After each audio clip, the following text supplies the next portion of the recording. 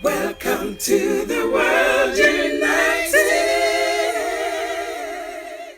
Welcome to the world united.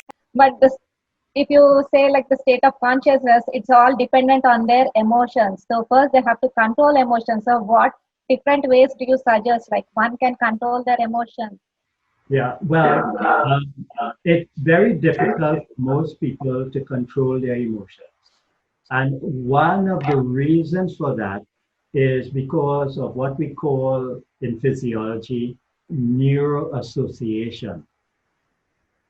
Yeah, when we are born with over 3 billion brain cells, but they are not connected at birth. And it is through seeing and hearing that they start to make connection. So for instance, the first time a young child goes into the kitchen and say the mother bring out flour and sugar and eggs, Mommy, what are you doing? Oh, I'm making a cake.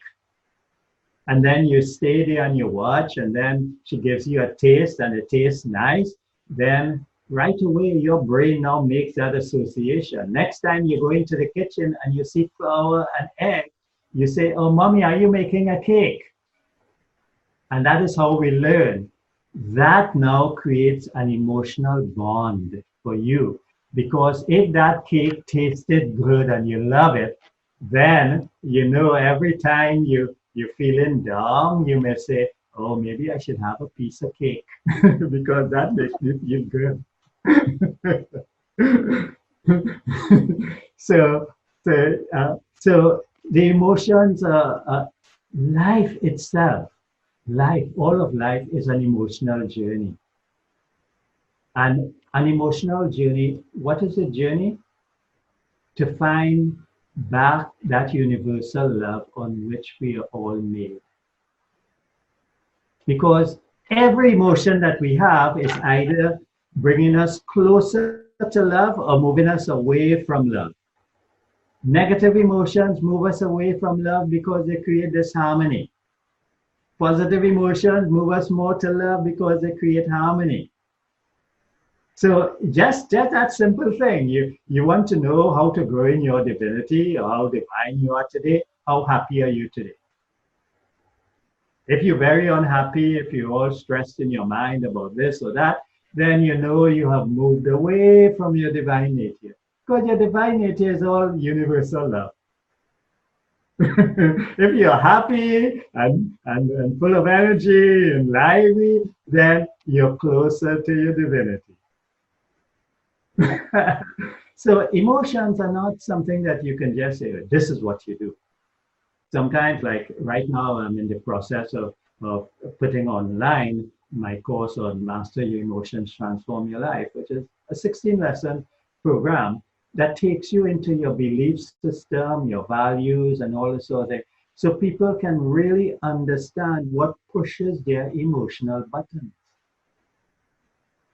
and the techniques that they can use in order to harness that. What's their backstories in life? What are the things that created trauma that they don't even realize that now they are running an old pattern? And they're reacting based on an old story that may have happened 10, 15 years ago. So how can they handle this change? Like now they have to come out of that old trauma to live in the present with awareness. How can they handle these emotional changes? Yeah, depending on how deep the emotion is, sometimes they do need like psychiatric care or drugs and all this sort of thing, you know, depending if it's psychosis or you know, or deep states of depression. But most people are not like that. Most people with proper coaching, with proper understanding, you see, when I coach, I do what is called spiritual coaching, because my goal, irrespective of where you come from, is at the end that you should know that you are divine and you should start your journey to really grow in that, even if you just came because you were emotionally all out of place, right? But you have to start somewhere. If you want to lead somebody to the top of the mountain, You cannot stand on the top of the mountain and say, come here, I'm at the top. You have to say, ask them, where are you? Describe to me where your surroundings are. And then the person describe, oh, I'm here and there. And then you say, okay, you see that tree and that path, start walking there. And when you reach there, tell me when you reach. And like that, bit by bit. Other than that, the person can't come to you if you just stand. And that's unfortunately what a lot of us do as spiritual teachers. We stand on the top of the mountain and we say, come, it's nice up here. But we don't describe where the person is and help them to move step by step by step, you know? And so people get frustrated with us, you know? I could never be like you. We don't want you to be like me. We want you to be like you, but we teach you how to that. So in that emotional balance, then those people need coaching. I give you a very simple example so you can understand. Huh? A young man was sent to me some years ago. He was just past 21 years of age, and he was having a lot of chest pains. And he had gone to the doctor and all that. Nothing wrong with his heart, you know. He was into martial arts. He was quite fit, you know. So someone recommended that he comes to see me. And as I took his pulse and started to talk to him, I realized that he had emotional blocks. So I asked him if he had any girlfriends. And he said, no, I'm not interested in women. I said, why, young man, you're not interested? He said, they're too much trouble. I said, how do you mean that they're trouble? And he started telling me that women are not good. And I said, what do you mean women are not good? Well, you know, I said, all women are not good? Yes, all women. I said, but you grew up with your grandmother, right? Because I knew a little bit about his story.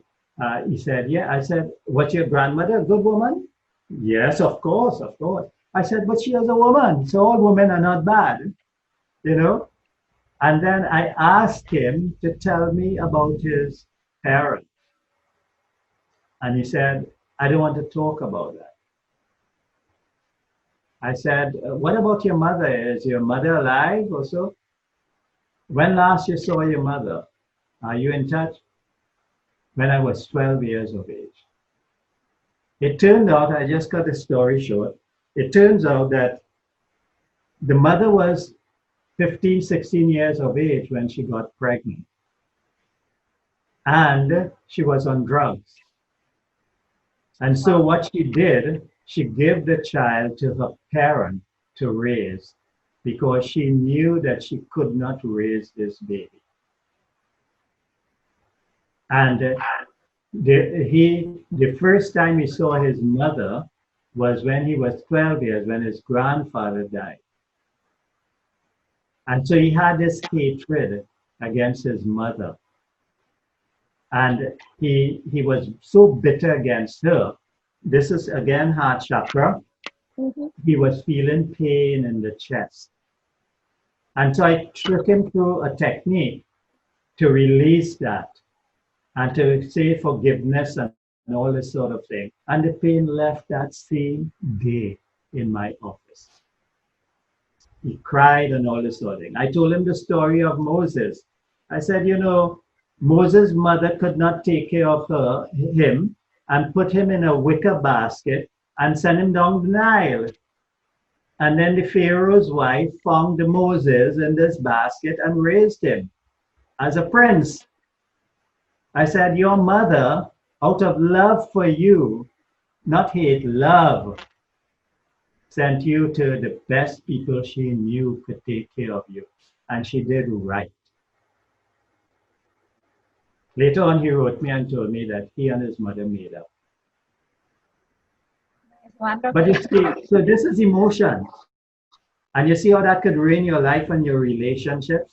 And he didn't even realize it was that backstory that he was holding on to that was having him rotten in his relationship.